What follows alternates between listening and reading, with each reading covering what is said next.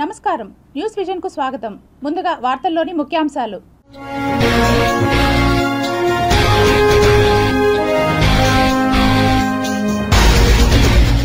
సౌదీలో బస్సు తగలబడి 42 మంది మృతి. మృతుల్లో మక్కాకు వెళ్లిన హైదరాబాదీలే అధికం.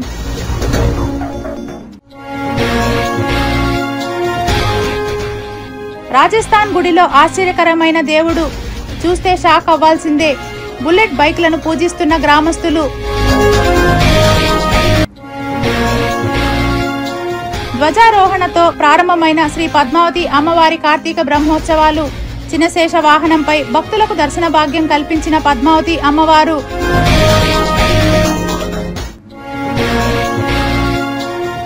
కార్తీక మాసం చివరి సోమవారం ఎఫెక్ట్. శివాలయాలకు పోటెత్తిన భక్తులు.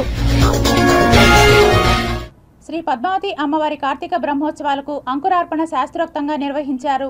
తిరుచానూరు శ్రీ పద్మావతి అమ్మవారి కార్తీక బ్రహ్మోత్సవాలకు ఆదివారం రాత్రి శాస్త్రోక్తంగా అంకురార్పణ జరిగింది. సాయంత్రం 6 నుంచి రాత్రి 8:30 గంటల వరకు పుణ్యాహవచనం, రక్షాబంధనం, ఆలయ 4 మాడవీధుల్లో సేనాధిపతి ఉత్సవం నిర్వహించిన తర్వాత శాస్త్రోక్తంగా అంకురార్పణ ఘట్టం నిర్వహించారు. అంకురార్పణ ఘట్టంలో ముందుగా భగవంతుని అనుజ్ఞ తీసుకొని షోడశోపచారాలు సమర్పించారు. సమస్తమైన విఘ్నాలు తొలగేందుకు విశ్వక్సేనారాధన నిర్వహించారు. ఆ తర్వాత స్థలశుద్ధి, ద్రవ్యశుద్ధి, శరీరశుద్ధి, ఆత్మశుద్ధి కోసం పుణ్యాహవచనం చేపట్టారు. పుణ్యమైన మంత్రాలను పఠించి కలశంలోని నీటిని శుద్ధి చేయటాన్ని పుణ్యాహవచనం అంటారు. సభా పూజలో భాగంగా భగవంతునికి సాష్టాంగ ప్రణామం సమర్పించి అనుజ్ఞ తీసుకున్నారు. యాగశాలలో ఎవరెవరు ఎలాంటి విధులు నిర్వహించాలనే విషయాన్ని ఋత్విక్ వర్ణంలో వివరించారు. అంకురార్పణ కార్యక్రమంలో ప్రధాన ఘట్టం మృత్సంగ్రహణం. అమ్మవారి ఆలయం వద్ద గల శుక్రవారపు తోటలో ఈశాన్య దశలో ఈ కార్యక్రమం నిర్వహించారు. ముందుగా శ్రీ భూవరాహస్వామి వారిని ప్రార్థించి గాయత్రి అనుష్ఠానం, భూసూక్తం పారాయణం చేశారు. ధూపదీప నైవేద్యం సమర్పించి మాషాజో బలిహరణ చేశారు. ఆ ప్రాంతాన్ని గోమూత్రం, గోమేయంతో శుద్ధి చేసి భూమాతను ఆవాహన చేసి వస్త్ర సమర్పణ గావించారు. భూమాత ఉద్వాసన అనంతరం పుట్టమన్ను తీసుకొని ఆలయానికి వేంచేపు చేశారు. యాగశాలలో వాస్తుదోష నివారణ కోసం హవనం నిర్వహించారు. ఆ తర్వాత పాలికల్లో మట్టిని, నవధాన్యాలను ఉంచి పసుపు నీళ్లు చల్లి బీజవాపనం చేపట్టారు. అనంతరం నివేదన, బలిహరణ, నీరాజనం, మంత్రపుష్పం, తీర్థప్రసాద గోష్ఠి నిర్వహించారు. శ్రీ పద్మావతి అమ్మవారి వార్షిక బ్రహ్మోత్సవాలు ధ్వజారోహణంతో వైభవంగా ప్రారంభమయ్యాయి. తిరుచానూరు శ్రీ పద్మావతి అమ్మవారి కార్తీక బ్రహ్మోత్సవాలకు సోమవారం ఉదయం శాస్త్రోక్తంగా ధ్వజారోహణం నిర్వహించారు. ఉదయం అమ్మవారికి సుప్రభాత సేవ, సహస్రనామార్చన, నిత్య అర్చన జరిపారు. అనంతరం ఉదయం 6:30 గంటలకు 4 మాడవీధుల్లో తిరుచి ఉత్సవం జరిపి ధ్వజస్తంభ తిరుమంజనం నిర్వహించారు. బ్రహ్మోత్సవాలకు సకల దేవతలను ఆహ్వానిస్తూ గజపటాన్ని ఆరోహణం చేశారు. అంతకుముందు ఉదయం 8 గంటల నుండి 9 గంటల వరకు ధ్వజస్తంభ తిరుమంజనం, అలంకారం ఉదయం 9:15 నుండి 9:30 మధ్య ధనుర్లగ్నంలో ధ్వజారోహణంతో అమ్మవారి వార్షిక బ్రహ్మోత్సవాలు ఘనంగా ప్రారంభమయ్యాయి. టీటీడీ ఈవో అనిల్ కుమార్ సింగాల్ దంపతులు, అదనపు EO Shri CH Venkaiah Chowdary, JEO Veerabrahmam, CVSO Muralikrishna, deputy EO Harindranath, అర్చకులు శ్రీ బాబుస్వామి, ఇతర అధికారులు పాల్గొన్నారు.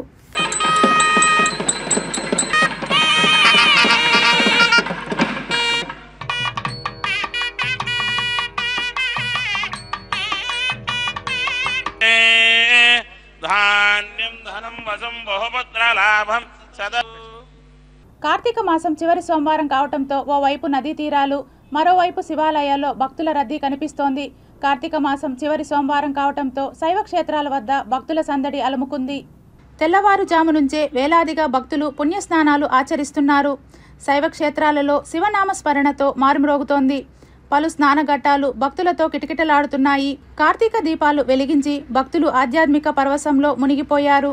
అయ్యప్ప స్వామి మాలధారణ చేసిన భక్తులతో శివాలయాలు రద్దీగా మారాయి.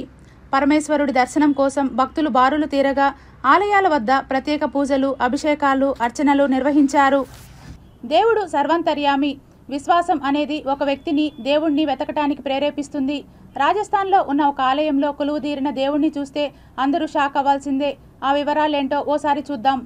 ఆలయంలో రాళ్లు లేదా విగ్రహాలను కాకుండా బుల్లెట్ బైక్లను పూజిస్తారు. ఇది వినటానికి ఆశ్చర్యకరంగా ఉండవచ్చు, కానీ ఇది నిజం. ఈ ఆలయాన్ని ఓం బన్నా ఆలయం అంటారు. దీనిని బుల్లెట్ బాబా ఆలయం అని కూడా పిలుస్తారు. ఈ ఆలయం పాలి జోధ్పూర్ హైవే సమీపంలో ఉంది. ఈ ఆలయాన్ని సందర్శించి పూజలు చేసిన ఎవరైనా రోడ్డు ప్రమాదాల నుంచి విముక్తి పొందుతారని ఇక్కడి ప్రజలు నమ్ముతారు. ఇక్కడ బుల్లెట్ బైక్ను పూజించడమే కాకుండా మద్యం, కొబ్బరికాయలు, పువ్వులను నైవేద్యంగా పెడతారు. ఆలయం కథల్లోకి వెళ్తే ఓం బన్నా ఆలయం వెనుక ఒక బుల్లెట్ బైక్ పార్క్ చేసి ఉంది. దాని నెంబర్ RNJ 7773. ఇక్కడి ప్రజలు దానికి పూలు, కొబ్బరికాయలు, మద్యం, డబ్బులను కానుకలుగా సమర్పిస్తారు. ఈ బుల్లెట్ బైక్ను ఒకప్పుడు ఓం బన్నా అనే వ్యక్తి నడిపారని, అతను రోడ్డు ప్రమాదంలో మరణించాడని చెబుతారు. ఓం బన్నా కూడా ఇదే బైక్ను నడుపుతున్నాడని చెబుతారు. ప్రమాదం తర్వాత పోలీసులు బుల్లెట్ బైక్ను పోలీస్ స్టేషన్కు తీసుకువచ్చారు. కానీ ఆ బైక్ ప్రతిరోజు ఓం బన్నా మరణించిన అదే ప్రదేశానికి వెళుతూనే ఉంది. పోలీస్ స్టేషన్కు తీసుకెళ్లిన ఆ బుల్లెట్ బైక్ రోజు తిరిగి ఆ ఆలయం వెనుకకు రావటం జరుగుతూ ఉంది. ఒకరోజు పోలీసులు బైక్ను గొలుసులతో బంధించి లాక్కెళ్లారు. అలాగే వాళ్ళు ఆ బైక్ నుంచి పెట్రోల్ను కూడా తీసేశారు. అయినప్పటికీ తర్వాత ఆ బైక్ రహస్యంగా ఓం బన్నా మరణించే ప్రదేశానికి తిరిగి వచ్చింది. ఆ ప్రదేశంలో స్థానికులు ఓం బన్నాకు అంకితం చేసిన ఒక ఆలయాన్ని నిర్మించారని ఇక్కడి ప్రజలు చెబుతున్నారు. ఆ తర్వాత ఆయన బైక్ను అక్కడ శాశ్వతంగా ప్రతిష్ఠించారని వెల్లడించారు. ఓం బన్నా డిసెంబర్ 2, 1988న మరణించాడు. అయితే ఈ ఆలయం ఇక్కడి ప్రజల్లో అపారమైన విశ్వాసాన్ని సొంతం చేసుకుంది. ఈ గుడికి రాజస్థాన్ నలుమూలల నుంచి ప్రజలు వచ్చి పూజలు చేస్తారని స్థానికులు చెబుతున్నారు. ఇక్కడ వచ్చే భక్తులందరూ కూడా ఆలయాన్ని సందర్శించే వారందరినీ ఓం బన్నా రక్షిస్తాడని నమ్ముతారు. ఇది బుల్లెట్ బాబా ఆలయం కథ. సౌదీ అరేబియాలో ఘోర విషాదం చోటు చేసుకుంది. ఈ ఘటనలో 42 మంది మృతి చెందారు. సౌదీ అరేబియాలో ఘోర విషాదం చోటు చేసుకుంది. మక్కా నుంచి మదీనాకు ప్రయాణిస్తున్న భారతీయ యాత్రికులతో నిండిన బస్సు బదర్ మదీనా మధ్య ముఫరహత్ ప్రాంతంలో డీజిల్ ట్యాంకర్ను ఢీకొట్టింది. ఢీకొట్టిన వెంటనే ట్యాంకర్లోని ఇంధనం ధాటికి పెద్ద ఎత్తున మంటలు చెలరేగాయి. తాజాగా సమాచారం ప్రకారం మక్కా నుంచి మదీనాకు భారతీయ యాత్రికులను తీసుకెళ్తున్న బస్సు 42 మంది మృతి చెందినట్లు సమాచారం. యాత్రికులను తీసుకెళ్తున్న బస్సు డీజిల్ ట్యాంకర్ను ఢీకొట్టింది. ఈ బృందం హైదరాబాదుకు చెందినదని చెబుతున్నారు. ఈ బృందంలో ఎక్కువ మంది మహిళలు, పిల్లలు ఉన్నారు. ఈ ప్రమాదం భారత కాలమానం ప్రకారం తెల్లవారుజామున 1:30 గంటలకు జరిగింది. మక్కా నుంచి మదీనాకు వెళ్తున్న ఉమ్రా యాత్రికులను బస్సు తీసుకెళ్తోంది. మదీనా నుంచి 160 కిలోమీటర్ల దూరంలో ఉన్న ముహ్రాస్ అనే ప్రదేశంలో ఈ ప్రమాదం జరిగింది. బస్సులో ఎంతమంది ఉన్నారనే దానిపై అధికారిక సమాచారం ఇంకా లభించలేదు. 11 మంది మహిళలు, 10 మంది పిల్లలు మరణించారని అనధికారిక సమాచారం. సివిల్ డిఫెన్స్ పోలీసులు ఘటనా స్థలానికి చేరుకున్నారు. సహాయక చర్యలు కొనసాగుతున్నాయి. డీజిల్ ట్యాంకర్ను ఢీకొనడంతో బస్సు పూర్తిగా కాలిపోయింది. దీనికి కారణంగా మృతదేహాలను గుర్తించలేకపోయారు. ప్రమాదం నుంచి ఒకరు ప్రాణాలతో బయటపడినట్లు సమాచారం. ప్రస్తుతం భారతీయ ఏజెన్సీలు, ఉమ్రా ఏజెన్సీలు ప్రమాద స్థలానికి చేరుకున్నాయి. టెంపుల్ సిటీలో ఆటో డ్రైవర్లు చేస్తున్న ఆగడాలు, అరాచకాలకు అడ్డు అదుపు లేకపోవడంతో నగరవాసులు విస్తుపోతున్నారు. పేరు గొప్ప ఊరు దిబ్బ అన్న చందాన ఆటో డ్రైవర్లు తయారు చేస్తున్నారా అన్న అనుమానం ఇటు నగరవాసుల్లోనూ, శ్రీవారి భక్తులలోనూ నెలకొంది. దేశ విదేశాల నుండి శ్రీ వెంకటేశ్వర స్వామివారి దర్శనార్థం వివిధ మార్గాల ద్వారా తిరుపతికి చేరుకొని అనంతరం తిరుమల దర్శనానికి వెళుతుంటారు. ఆధ్యాత్మిక క్షేత్రం, మెడికల్ హబ్, విద్యా నిలయంగా పేరుగాంచిన ప్రముఖ నగరాలలో తిరుపతి నగరానికి ఓ ప్రత్యేకతగాంచింది. శ్రీవారిని దర్శించుకునేందుకు తిరుపతికి విచ్చేసిన యాత్రికులకు తిరుపతి రైల్వే స్టేషన్, బస్టాండ్ నుండి ఆటో వాలాలు చేస్తున్న ఆగడాలు భయభ్రాంతులకు గురి చేస్తున్నాయి. ముఖ్యంగా అధిక శబ్దాన్ని పెట్టుకొని వాహనాన్ని నడపటం, పరిమితికి మించి జనాభాను ఎక్కించుకోవటం, సెల్ ఫోన్ మాట్లాడుతూ వాహనం నడపటం, ట్రాఫిక్ రూల్స్తో తమకేమీ సంబంధం లేదు, మాకు నచ్చిన విధంగా మేము ఉంటాం, వాహనాలు నడుపుతాం యథేచ్ఛగా అంటూ టెంపుల్ సిటీలో ఆటో డ్రైవర్లు విర్రవీగిపోతున్నారు కొద్దిమంది. మరి కొంతమంది నిజాయితీని చాటుకుంటూ అధికంగా డబ్బులు వసూలు చేయకుండా యాత్రికుల నుండి నిజాయితీగా ఆటోలు నడుపుకుంటున్న తీరు అభినందనీయమని హర్షం వ్యక్తం చేశారు. యాత్రికులకు ఆదర్శంగా నిలవాల్సిన ఆటో డ్రైవర్లు ట్రాఫిక్ నిబంధనలు పాటించకుండా అతి వేగంగా నడుపుతూ ప్రమాదాలకు కారణమవుతున్న కొద్దిమంది ఆటో డ్రైవర్ల తీరు పట్ల ట్రాఫిక్ పోలీసులు ఎందుకు మిన్నకుండిపోతున్నారో అర్థం కాని దయనీయ పరిస్థితి నెలకొంది. అయ్యో రామచంద్ర, ఇదేంటి ఈ ఆటో వాలాలు ఇంత ఇబ్బంది కలిగించి వాహనాలు నడపటం అని యాత్రికులు విస్తుపోతున్నారు. ఆంధ్రప్రదేశ్ రాష్ట్ర రోడ్డు రవాణా సంస్థ ఏపీఎస్ఆర్టీసీ నినాదం చెయ్యెత్తితే బస్సు నిలపాలి. ఇది ఆర్టీసీ యొక్క నినాదం. ఆటో వాలాలకు మాత్రం మా రూటే సపరేటు. మీరు చెయ్యి ఎత్తకపోయినా ట్రాఫిక్ ఇబ్బంది కలిగిస్తూ వాహనాలను నడపటమే మా ఆటో డ్రైవర్ల సపరేటు అంటూ వాహనాన్ని నడుపుతూ నగరవాసులలో ఆందోళన గురి చేస్తున్నారు. దయచేసి నేను ఆటో డ్రైవర్లు వేడుకున్నది ఏమంటే, అయ్యా నిజాయితీగా ఉన్నటువంటి ఈ ఆటో డ్రైవర్లు, ఆటో స్టాండ్లు ఎవరైతే ఉన్నారో మీరే ఈ అక్రమంగా వస్తున్నటువంటి ఆటోల్ని పట్టుకోవాల్సిన బాధ్యత కూడా మీదే ఉంటుంది. వీళ్ళు చేస్తున్నటువంటి అరాచకాలను ఆపడానికి కూడా మీ వంతు సాయం జరిగితేనే తిరుపతి ప్రశాంతంగా ఉంటుంది. ఈ ఆటోల పైన ప్రజలకు ఉన్నటువంటి ఈ ఏదైతే తప్పుడు ఆలోచన ఉందో అది కూడా తొలగిపోతుంది. తిరుపతి లాంటి నగరంలో ఒక పద్ధతిగా ఆటోలో నడపాలని నేను ప్రతి ఒక్క ఆటో వాళ్ళని కూడా నేను వేడుకుంటున్నాను. కార్తీక మాసంలో మహిళలు చేసుకునే ప్రత్యేక పూజలను రాస్ ఆధ్వర్యంలో ఘనంగా జరిపారు. రాష్ట్రీయ సేవా సమితి ఆధ్వర్యంలో తిరుపతి రాస్ సంస్థలో పనిచేసే మహిళలంతా శ్రీ పద్మావతి ప్రార్థనా మహిళా మండలి సమావేశ మందిరంలో కార్తీక మాస పూజను చివరి సోమవారం రోజున ఘనంగా జరుపుకున్నారు.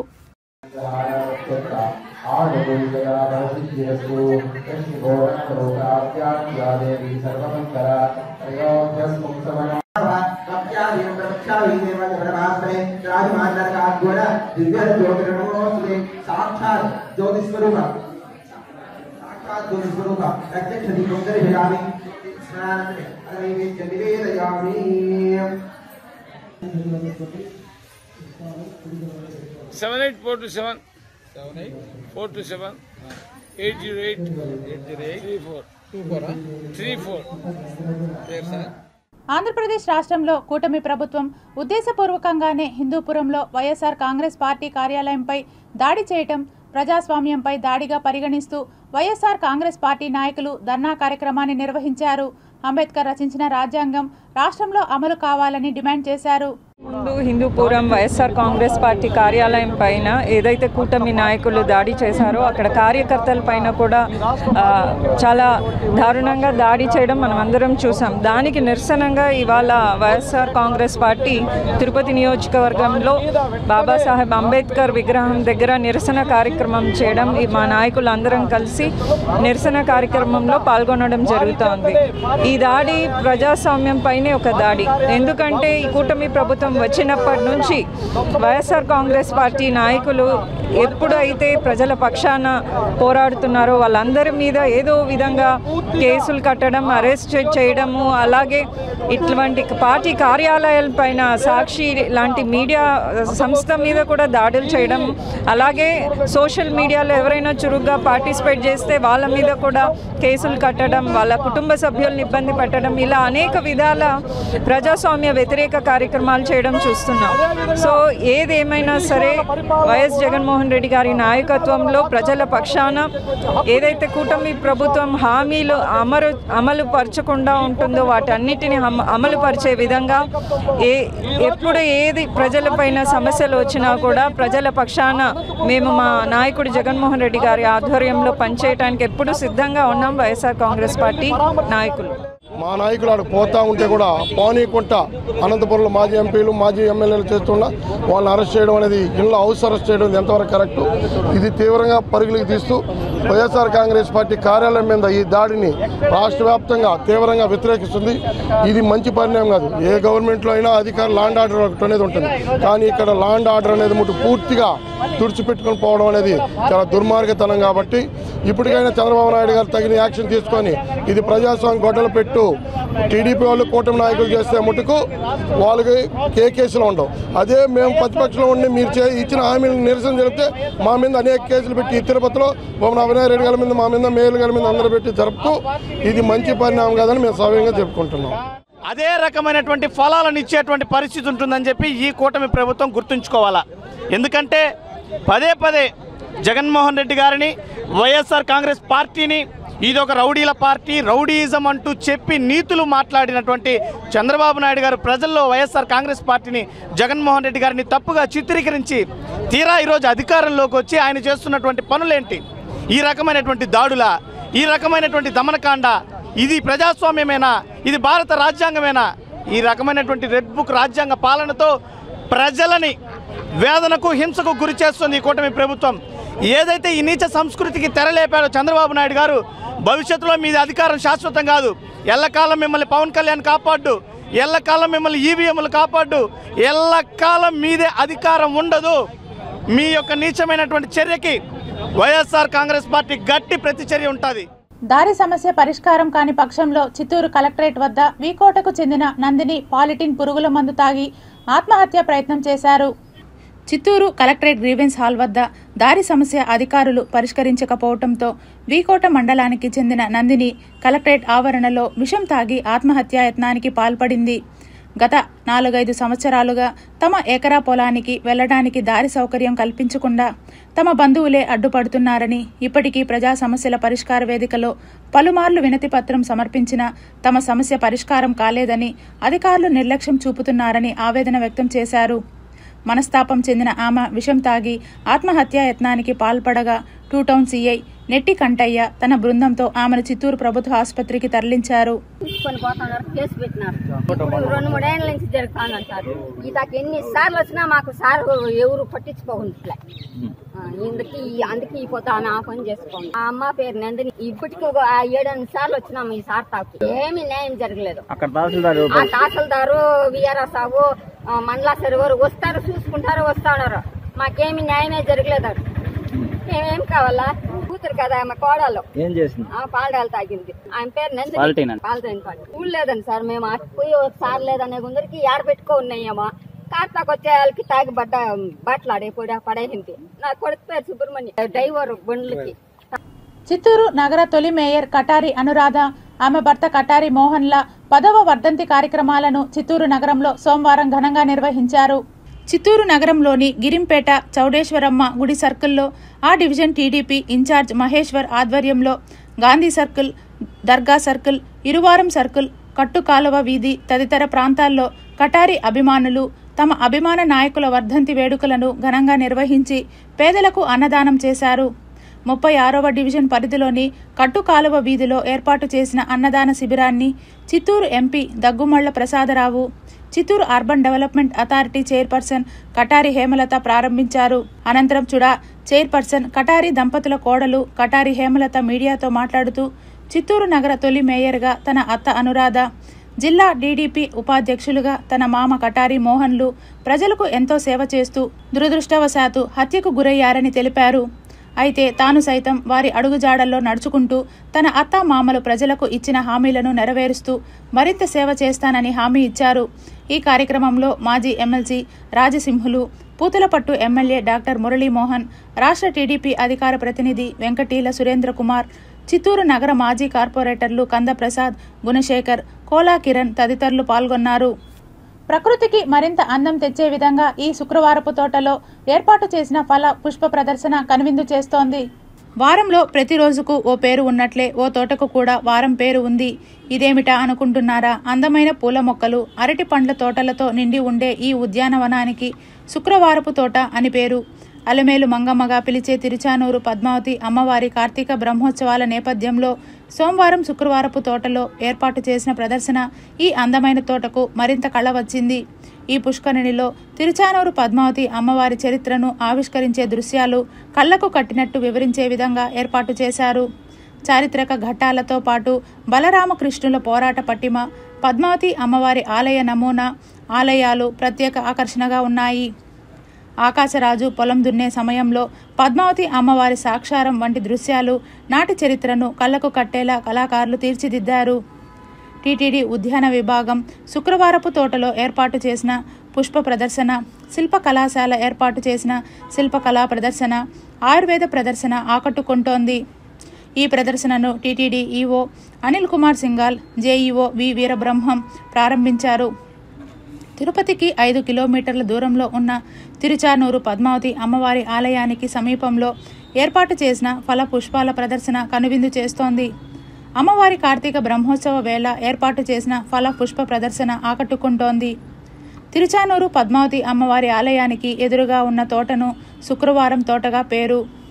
ఈ పేరు రావడం వెనుక కూడా చారిత్రక నేపథ్యం ఉంది. ప్రతి శుక్రవారం నిత్య కళ్యాణం తర్వాత పద్మావతి అమ్మవారి ఉత్సవమూర్తిని పల్లకిపై ఊరేగింపుగా ఆలయానికి దక్షిణ దిక్కులో ఉన్న వివిధ రకాల పండ్ల మొక్కలు, పూల మొక్కలతో ఆహ్వానంగా ఉండే తోటలోనికి తీసుకొని వెళ్లటం ఆనవాయితీ. ఈ తోటలో ఉన్న పురాతన మండపంలో అమ్మవారిని ఆసీనులను చేస్తారు. మధ్యాహ్నం 3 గంటలకు అమ్మవారి విగ్రహానికి పసుపు, చందనం, కుంకుమ, పంచామృతాలతో తయారు చేసిన ద్రవ్యాలతో అభిషేకం చేయటం సాంప్రదాయంగా పాటిస్తున్నారు. వందల సంవత్సరాల నుండి ప్రతి శుక్రవారం అమ్మవారికి అభిషేకం చేయటం ఆచారంగా నిర్వహిస్తారు. ఆ తర్వాత అమ్మవారిని సేద తీరుస్తారు. విశాలమైన తోటలో నిర్వహించే అమ్మవారి అభిషేక ఉత్సవానికి యాత్రికులు పెద్ద సంఖ్యలో హాజరవుతారు. అందులో మహిళలే ఎక్కువ ఉండటం ఇక్కడ ప్రత్యేకత. పద్మావతి అమ్మవారి ఆలయానికి సమీపంలోని ఈ శుక్రవారపు తోటలో శ్రీకృష్ణదేవరాయల వారి కాలంలోనే అనేక కట్టడాలు నిర్మించారు. అమ్మవారికి అభిషేకం నిర్వహించే ఈ తోట ఆవరణలోనే 4 కాళ్ల మండపం ఒకటైతే దీనికి సమీపంలోనే అద్భుత కోనేరు కూడా ఆకట్టుకుంటుంది. 4 దిక్కుల నుంచి గ్రానైట్ రాళ్లతో పుష్కరిణిలోకి దిగటానికి ఏర్పాటు చేసిన మెట్లు కనువిందు చేస్తాయి. ఈ పుష్కరిణిలోనే ఒకవైపు ఆలయం కూడా కనిపిస్తుంది. నీటితో కోనేరు నిండితే ఆ ఆలయం కూడా నీటితో నిండిపోతుంది. ఈ పుష్కరిణిలో తిరుచానూరు పద్మావతి అమ్మవారి చరిత్రను ఆవిష్కరించే దృశ్యాలు కళ్లకు కట్టినట్టు వివరించే విధంగా ఏర్పాటు చేశారు. తిరుచానూరు పద్మావతి అమ్మవారి కార్తీక బ్రహ్మోత్సవాల నేపథ్యంలో తిరుమల తరహాలోనే ఉత్సవాలు నిర్వహించడం ఆనవాయితీ. అందులో భాగంగా టీటీడీ ప్రత్యేకంగా ఏర్పాటు చేసిన ఫలపుష్ప ప్రదర్శనతో పాటు ఆలయ చారిత్రక నేపథ్యం వివరించే విగ్రహాలు, నమూనాలు కూడా ఇక్కడ ఏర్పాటు చేశారు.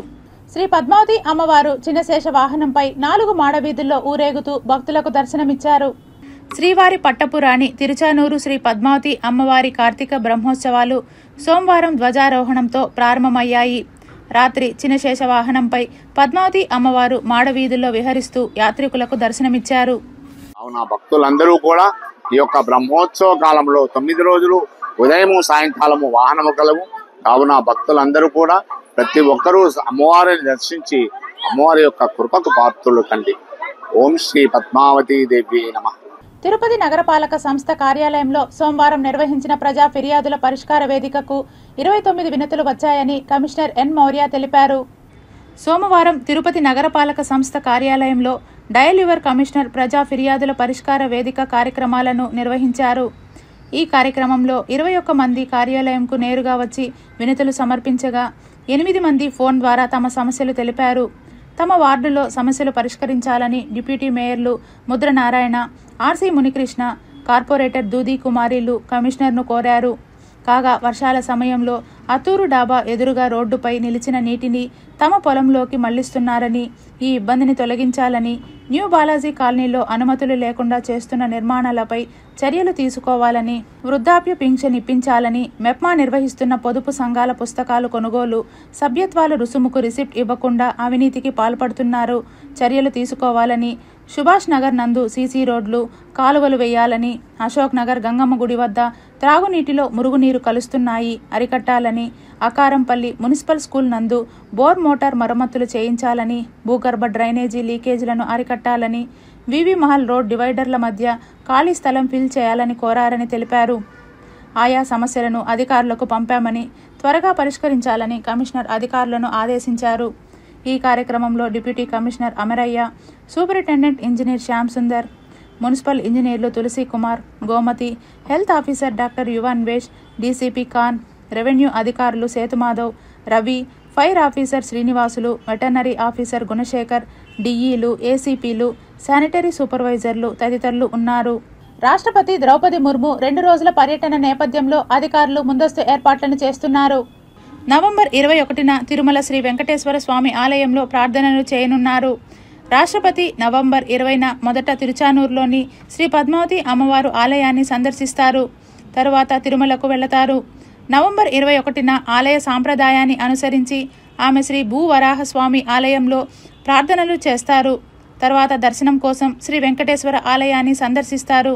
రాష్ట్రపతి పర్యటన దృష్ట్యా టీటీడీ అదనపు కార్యనిర్వహణ అధికారి సిహెచ్ వెంకయ్య చౌదరి, తిరుపతి జిల్లా కలెక్టర్ వెంకటేశ్వర్ సంయుక్తంగా ఏర్పాట్లను పరిశీలిస్తున్నారు. 2 రోజుల షెడ్యూల్ను దృష్టిలో ఉంచుకొని అన్ని ఏర్పాట్లు సమన్వయంతో జాగ్రత్తగా జరిగేలా చూడాలని ఆయన అధికారులను ఆదేశించారు. శ్రీ పద్మావతి అమ్మవారి వార్షిక బ్రహ్మోత్సవాల సందర్భంగా రాష్ట్ర ప్రభుత్వం తరపున దేవాదాయ శాఖ మంత్రి ఆనం రామనారాయణ రెడ్డి పట్టు వస్త్రాలు సమర్పించారు. తిరుచానూరు శ్రీ పద్మావతి అమ్మవారి కార్తీక బ్రహ్మోత్సవాలను పురస్కరించుకొని సోమవారం రాష్ట్ర ప్రభుత్వం తరపున దేవాదాయ శాఖ మంత్రి ఆనం రామనారాయణ రెడ్డి అమ్మవారికి పట్టు వస్త్రాలు సమర్పించారు. ఆలయానికి చేరుకున్న మంత్రివర్యులకు టీటీడీ జేఈఓలు వీరబ్రహ్మం, చంద్రగిరి శాసనసభ్యులు పులివర్తి నాని, ఆలయ అర్చకులు, అధికారులు సాంప్రదాయబద్ధంగా స్వాగతం పలికారు. అమ్మవారి దర్శనానంతరం ప్రసాదాలు అందజేశారు. ఈ సందర్భంగా మంత్రివర్యులు మీడియాతో మాట్లాడుతూ రాష్ట్ర ప్రభుత్వం తరపున అమ్మవారికి పట్టు వస్త్రాలు సమర్పించడం తన పూర్వజన్మ సుకృతంగా భావిస్తున్నట్టు చెప్పారు. ఈ అవకాశం కల్పించిన ముఖ్యమంత్రి నారా చంద్రబాబు నాయుడుకు కృతజ్ఞతలు తెలియజేశారు. అందరిలో ఒకరిగా అమ్మవారి దర్శనం చేసుకునే నేను పట్టు వస్త్రాలు సమర్పించే ఘటనలను టీవీల్లో చూడటం, పత్రికల్లో చదవటమో చూశా. ఇవాళ రాష్ట్ర ప్రభుత్వం తరపున అమ్మవారికి పట్టు వస్త్రాలు సమర్పించే అవకాశం రావటం తల్లిదండ్రుల పూర్వజన్మ సుకృతంగా భావిస్తున్నా. ఈ అవకాశం ఇచ్చిన ముఖ్యమంత్రి చంద్రబాబు నాయుడుకి రుణపడి ఉన్నానని అన్నారు. సీఎం చంద్రబాబు ఆలోచనల మేరకు రాష్ట్రంలో అన్ని దేవాలయాల్లో మెరుగైన మార్పులు తీసుకువచ్చేలా చర్యలు చేపట్టామని మీడియాతో మాట్లాడారు. బ్రహ్మోత్సవాల సందర్భంగా భక్తుల కోసం టీటీడీ అన్ని వసతులు కల్పించిందన్నారు. రాష్ట్రంలో వర్షాలు సమృద్ధిగా కురిసి సస్యశ్యామలంగా ఉండాలని, రాష్ట్ర ప్రజలు సుఖ సంతోషాలతో ఉండాలని అమ్మవారిని ప్రార్థించినట్టు తెలిపారు. ఈ కార్యక్రమంలో ఆలయ డిప్యూటీ ఈవో హరేంద్రనాథ్, ఇతర అధికారులు పాల్గొన్నారు. ప్రభుత్వం తరఫున గౌరవ ముఖ్యమంత్రి చంద్రబాబు నాయుడు గారి తరఫున పట్టు వస్త్రాలను సమర్పించేటువంటి మహద్భాగ్యం ఇవాళ నాకు కలిగింది. గడిచిన సంవత్సరం కూడా అమ్మవారికి పట్టు వస్త్రాలని స్వయంగా ముఖ్యమంత్రి గారి ఆదేశాల మేరకు నేనే ఇక్కడికి వచ్చి ఇవ్వడం జరిగింది. ఇది రెండవసారి ఈ అవకాశం. స్థానిక శాసనసభ్యులు నాని గారు, అలాగే సూలూరుపేట శాసనసభ్యులు, తిరుమల తిరుపతి దేవస్థానం యొక్క అధికార యంత్రాంగం అందరితోటి ఈరోజు ఈ మహత్కార్యంలో పాల్గొనడానికి రావడం జరిగింది. తిరుచానూరు కార్తీక బ్రహ్మోత్సవాలు దాదాపు ఈ మాసం 17వ తారీఖు నుంచి మొదలై 25వ తారీఖు వరకు జరిగే ఈ కార్యక్రమంలో ఈరోజు పట్టు వస్త్రాలని ప్రభుత్వం తరఫున ఇవ్వడం, అదేవిధంగా ఇక్కడ జరిగేటువంటి ఈ కార్యక్రమంలో వచ్చేటువంటి భక్తులు, అలాగే జన రద్దీ, వీటన్నిటికి తగ్గట్టుగా తిరుమల తిరుపతి దేవస్థానం తరఫున ఈ యొక్క అధికార యంత్రాంగం, జిల్లా అధికారులు, స్థానిక శాసనసభ్యులతో సమన్వయం చేసుకొని అన్ని ఏర్పాట్లు కూడా ఇప్పటికే పెద్ద ఎత్తున చేయడం జరిగింది. తిరుపతి ఆధ్యాత్మిక క్షేత్రంలో మైనర్ బాలికలపై అత్యాచారానికి పాల్పడితే వారిపై కఠిన చర్యలు ఉంటాయని డీఎస్పీ భక్తవత్సలం హెచ్చరించారు. ఈస్ట్ పోలీస్ స్టేషన్ పరిధిలో గర్ల్ మిస్సింగ్ కేసు ఒకటి రిపోర్ట్ అయింది ఈ నెల 9వ తేదీ. సబ్సిక్వెంట్గా ఆ అమ్మాయిని 12వ తేదీ ట్రేస్ చేయడం జరిగింది. ఆ అమ్మాయి స్టేట్మెంట్ ఆధారంగా ఆ దినమే ఆ నిందితుల మీద 3 మీద ఫోక్సో కింద కేసు నమోదు చేయడమైనది. ముద్దాయిలను కూడా ఈరోజు అరెస్ట్ చేసి రిమాండ్కి పంపిస్తున్నాం. అయితే సోషల్ మీడియాలో ఆ అమ్మాయి ఆ కంప్లైంట్ మీద ఎటువంటి యాక్షన్ తీసుకోలేదని హల్చల్ అవుతున్నట్లు తెలిసింది. బట్ తెలుసుకోకుండా ఆ విధంగా అసత్య ప్రచారం చేయడం కూడా తప్పు అవుతుంది. అటువంటి వారి మీద కూడా కఠిన చర్యలు తీసుకోబడును. బీహార్లో భారతీయ జనతా పార్టీ ప్రజాస్వామికంగా గెలవలేదని, ఈవీఎం మిషన్ల ద్వారా ట్యాంపరింగ్ చేసి గెలిచారని ఎన్ఎస్యుఐ నాయకులు, యువజన కాంగ్రెస్ నాయకులు మండిపడ్డారు. ఈరోజు ఏదైతే ఉందో కర్ణాటకతో మొదలయ్యి బీహారు, హర్యానా వరకు దొంగ ఓట్లతో గద్దెనెక్కిన బీజేపీ గుర్తుపెట్టుకో, ఒక ఓటు ఒక ఆధార్ అనే సందేశాన్ని రాజ్యాంగంలో ఉంటే మీరు ఓట్లో మనిషి లేకపోయినా ఒక్కొక్కరికి 10 బూతుల్లో 22 ఓట్లు ఎలా సృష్టిస్తారు? ఇది గుర్తుపెట్టుకో. వేసే యువజన కాంగ్రెస్ ఒక్కరోజు ప్రతిరోజు దొంగ ఓట్లు పట్టు వేస్తూనే ఉంటుంది. ప్రతి ఇంటికి యువజన కాంగ్రెస్ ఈ దొంగ ఓట్లు మీ దృశ్యాన్ని ప్రతి ఒక్కరికి చూపిస్తుందని తెలియజేస్తూ, యువజన కాంగ్రెస్ తరఫున ప్రతి ఊరికి, ప్రతి ఇంటికి మీ దొంగ ఓట్లు ఎవరైతే దీనికి సహకరిస్తున్నారో మోదీ కానీ, ఈసీ కానీ ప్రతి ఒక్కరిని ప్రతి ఇంటికి పోయి మీరు దొంగలు దొంగలు దొంగలు అని నిరూపిస్తామని తెలియజేస్తున్నా. గుర్తుపెట్టుకో, యూత్ కాంగ్రెస్తో పెట్టుకుంటే దేశవ్యాప్తంగా మీరు తిరగలేరు. గుర్తుపెట్టుకోండి. భారతదేశ ఎన్నికల కమిషనరు బీజేపీకి ఏజెంట్గా మారిపోయినారు. అదేవిధంగా ఈ ఓటు చోరీలో బీహార్లో కానీ, అదేవిధంగా గతంలో గుజరాత్, కర్ణాటక, మహారాష్ట్రలో కానీ ఓటు చోరీ జరిగింది. ఈవీఎంలను ఇజ్రాయెల్ పరికరాలతో ట్యాంపరింగ్ చేసి దొండుదారిన బీజేపీ గెలుస్తూ ఉన్నది. దీనికి ఎన్నికల కమిషన్ ఒత్తిడి పలుకుతూ ఉన్నది. ఈ భారతదేశ ప్రజాస్వామ్య వ్యవస్థను, ఓటు హక్కును దుర్యోగం చేస్తూ ఉన్నది. కాబట్టి భారతదేశంలో ఇప్పుడు చీకట్లో నడుస్తూ ఉన్నది. రాబోయే కాలంలో నరేంద్ర మోడీ గారు తగిన మూల్యం చెల్లించుకుంటారు. ఈరోజు ప్రజాస్వామ్యంలో ఎంతోమంది కష్టపడి ఎన్నో మంది త్యాగాలతో స్వతంత్రం తెచ్చుకొని ప్రతి ఒక్కరూ ఓటు హక్కు తీసుకురావడం జరిగింది. ప్రజా పద్ధతిలో ఓట్లు జరిగితే కాంగ్రెస్ పార్టీ అత్యధిక మెజార్టీతో గెలుస్తుంది. అది దృష్టిలో పెట్టుకొని బీజేపీ అడ్డదారుల్లో పోయి ఓటు చోరీ చేసి ఎన్నికల కమిషన్ని తన ఏజెంట్గా నియమించి ఎన్నికల్ని దురాక్రమంగా గెలుస్తూ కాంగ్రెస్ పార్టీని, ప్రతిపక్షాలని గొంతు లేకుండా ప్రజాస్వామ్య దాడి చేస్తూ ఉంది. రాబోయే కాలంలో బీజేపీని ఈ దేశం నుండి తరువు కొట్టే అవకాశం కల్పిస్తున్నారు. తస్మాత్ జాగ్రత్త నరేంద్ర మోడీ ప్రజాస్వామ్యాన్ని కాపాడడానికి కాంగ్రెస్ పార్టీ ప్రజాపక్షాన పోరాడుతూనే ఉంటుందని తెలుసు. జై హింద్, జై కాంగ్రెస్. రాయలసీమ ప్రాంత ప్రజలే కాకుండా రాష్ట్రంలోని పలు జిల్లాల నుండి ఈఎస్ఐ హాస్పిటల్కు సుమారు 20 లక్షల మంది రోగులకు సంబంధించిన హాస్పిటల్ నేడు ప్రైవేట్ వ్యక్తుల అన్యాక్రాంతం చేయాలని చూడటం అత్యంత బాధాకరమని రోగులు హాస్పిటల్ ఎదుట ధర్నా నిర్వహించారు. నమస్తే అండి, నేను doctor M Shyambabu, Tirupati ESI hospital medical సూపరింటెండెంట్ని. 1991 12 నవంబర్న ఈ హాస్పిటల్ ల్యాండ్ అక్విజిషన్ జరిగి 6.45 ఎకరాలు హాస్పిటల్ కేటాయించడం జరిగింది. అప్పుడు కేటాయించిన తర్వాత 1999 నుంచి గౌరవనీయులు ముఖ్యమంత్రి అయిన నారా చంద్రబాబు నాయుడు గారు ఇదే ఆసుపత్రిని ప్రారంభించారు. కొన్ని లక్షల మంది, దాదాపు 20 లక్షల మంది ఈ హాస్పిటల్ కింద 5 జిల్లాలకు గాను ఉన్న సెకండరీ కేర్ హాస్పిటల్ మనకి ఈఎస్ఐ హాస్పిటల్. ఇది బయటకి ఉన్న ఆసుపత్రి స్థలాన్ని కొంతమంది కబ్జాదారులు కబ్జా చేయాలని చూస్తున్నారు. మేము ఇప్పుడు మెయిన్ ఎంట్రన్స్లో రెండవ ఎంట్రన్స్ పేషెంట్స్ కన్వీనియన్స్ కోసం యాక్సిడెంట్స్ అవుతున్నాయని చెప్పి ప్రారంభించడం జరిగింది. దీన్ని ఆపివేయాలని చెప్పి నా మీద పోలీస్ కంప్లైంట్ ఇచ్చారు.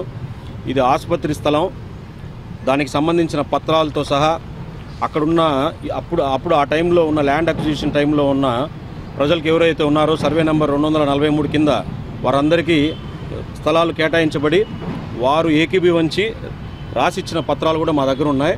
సర్వే నెంబర్లతో సహా అన్ని పత్రాలు ఉన్నాయి. ఇది లక్షల మందికి ఆరోగ్యాన్ని ఇచ్చే హాస్పిటల్. దీన్ని కనుక కాపాడుకోలేకపోతే కనుక పేషెంట్లకి చాలా ఇబ్బంది పడతారు.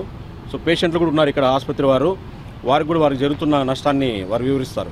మస్సూలూరు పెట్టండి, ఇక్కడ సబ్జాలు చేస్తారండి హాస్పిటల్. మేము వేల మంది ఇక్కడ మేము కష్టాలు పడతా ఇక్కడికి వచ్చి బతుకుతుంటే సారులందరూ కాపాడుతున్నారు.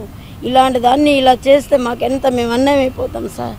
మాకు దయచేసి మిమ్మల్ని కోరుకుంటున్నాను తండ్రి, మీరు తండ్రి ఇక్కడ ఉండే ప్రజలందరూ మేమంత అన్యాయం అయిపోతాము. మాకు అన్యాయం కాకుండా అందరూ బాగా చూస్తున్న హాస్పిటల్లో అలాగే మాకు ఇక్కడ ఉండాలి సార్. మేము కోరుకుంటున్నాం సార్. మేము పాకాల నుంచి వచ్చినాం సార్. ఈఎస్ హాస్పిటల్ ఏందో రోజు బయట జేసీబీ వర్క్ జరుగుతాం, సౌండ్ వస్తుందని చూస్తే ఇక్కడ కొంతమంది కబ్జాదారులు మన ఈఎస్ హాస్పిటల్ని కబ్జా చేసిన అని చెప్తా ఉన్నారు. మనకి ఇక్కడ ఇన్ అవుట్కి 2 దావులు ఉంటే బాగుంటుంది సార్. ఇది మన హాస్పిటల్ ఆవరణం కాబట్టి ఇన్ అవుట్గా పెట్టుకోవచ్చు. ఇంత జాగాని కబ్జా చేస్తే చాలా తప్పు సార్. ఇక్కడ మేమేదో లేని వాళ్ళు వచ్చి ఇక్కడ హాస్పిటల్ అడ్మిట్ అవుతున్నాము, బిడ్డను చూసుకుంటున్నాము. ఇది కాకుండా కబ్జా కాకుండా చూసుకోవాలి సార్. భద్రంగా మనం కాపాడుకోవాలి సార్. మన ఊరి తిరుపతి జిల్లా అయింది. మన తిరుపతి ఆవరణను మనమే కాపాడుకోవాలి సార్. వెలమ కులస్తుల భవన నిర్మాణానికి అందరూ ఐక్యతతో కృషి చేయాలని గోపాల్ నాయుడు తెలిపారు. తిరుపతిలో గల వెలమ వెల్ఫేర్ అసోసియేషన్ ప్రతిష్టాత్మకంగా కార్తీక వన మహోత్సవ కార్యక్రమాన్ని అత్యంత ఆహ్లాదకరమైన వాతావరణంలో ఆనంద ఉత్సవాల మధ్య నిర్వహించారు. స్త్రీ పురుషులకు వివిధ రకాల క్రీడలు నిర్వహించి విజేతలకు బహుమతి ప్రదానం చేశారు.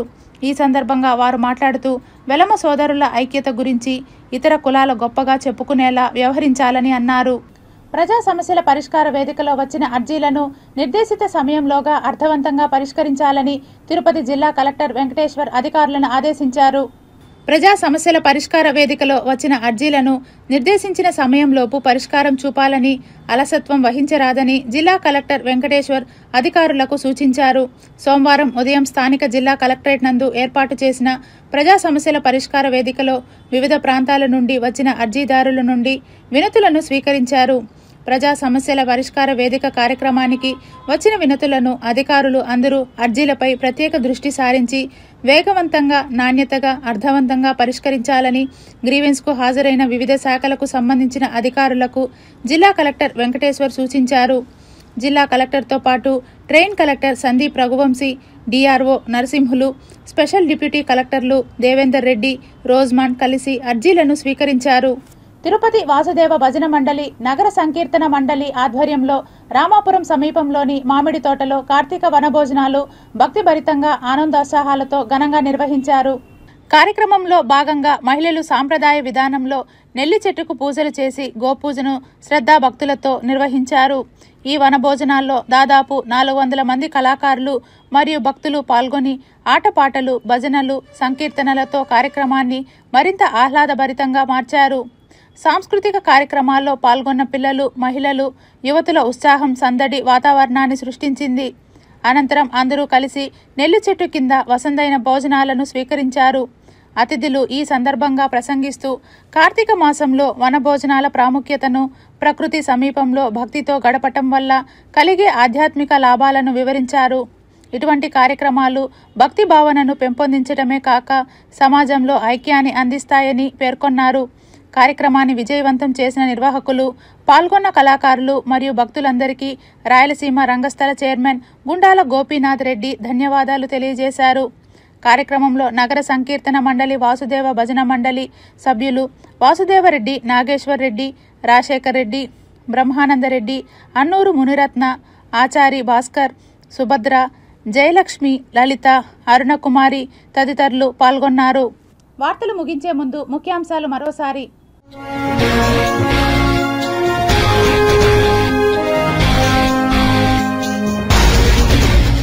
సౌదీలో బస్సు తగలబడి 42 మంది మృతి. మృతుల్లో మక్కాకు వెళ్లిన హైదరాబాదీలే అధికం.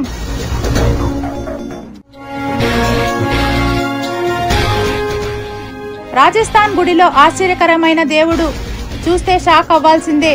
బుల్లెట్ బైక్లను పూజిస్తున్న గ్రామస్తులు. ధ్వజారోహణతో ప్రారంభమైన శ్రీ పద్మావతి అమ్మవారి కార్తీక బ్రహ్మోత్సవాలు. చిన్నశేష వాహనంపై భక్తులకు దర్శన భాగ్యం కల్పించిన పద్మావతి అమ్మవారు.